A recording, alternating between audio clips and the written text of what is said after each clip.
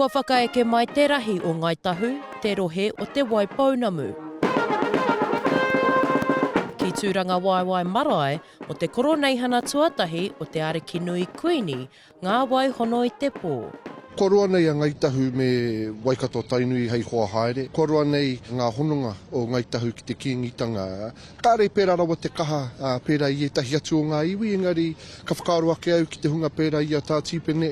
Me tahi atu o mātou nā kaumātua rangatira kua whai wāhi atu ki te Kiingitanga, he pānga ki te Kiingitanga i roto mai ngā tau, nō reira. I roto mai e nei tau tata nei, kua pakari.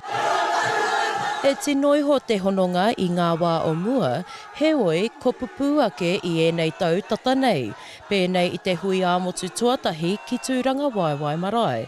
I noho tahi a tā tipene o Regan, raua ko kingitu heitia pōtatau te whirowhiro te tuawhitu ki mua i te Maria. Ka hoki ngā mahara o tākuta hana o Regan ki ngā hononga o tōna pāpā me taenui waka. I timata i te wā e rakatahi tonu taku pāpā, i haere ia ki tētahi o ka kaupapa o te whare wānaka tonu mō ka ahakoa ka tauira Māori. I reira i tūtaki kia Peiteruni James, kia Huri Forbes, ki tērā momo. Nā rātou huki ia i poipoi i roto i kā tau. Nā wairā i piri ana ia ki ka kaupapa e whakahaere hea nei e waikato tainui e ka mana e ka rakatiro aua wā. Nā reire i te timataka he hono ka i ruka anō i te manaakitaka o ērā kaumātua i taku pāpā. He kuini o te rangatahi, ko tae mai ngā rangatahi o Ngāi Tahu pēnei i a tae ki pōu, me tana tatari mo te kauhau tuatahi o te kuini. Te araka mai o te tahi kuini rakatahi, ki te hurewa tapu o pōtatau te wherohero.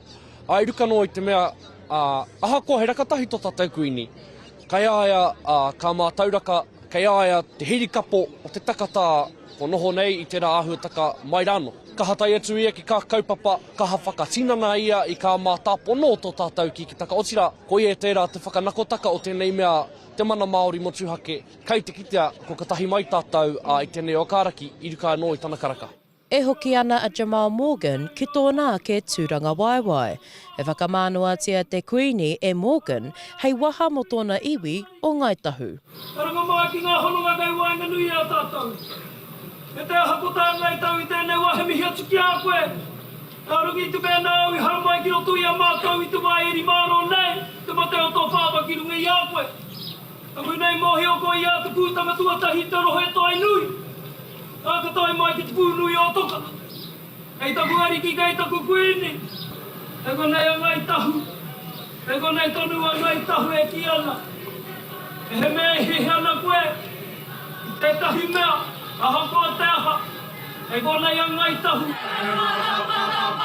Ka re kore, he timatanga tēnei o te hokinga mai o Ngāi Tahu ki te Koroneihana hei ngā tau kei te heke mai. Shakayla Andrews-Alapaki, Tahu News.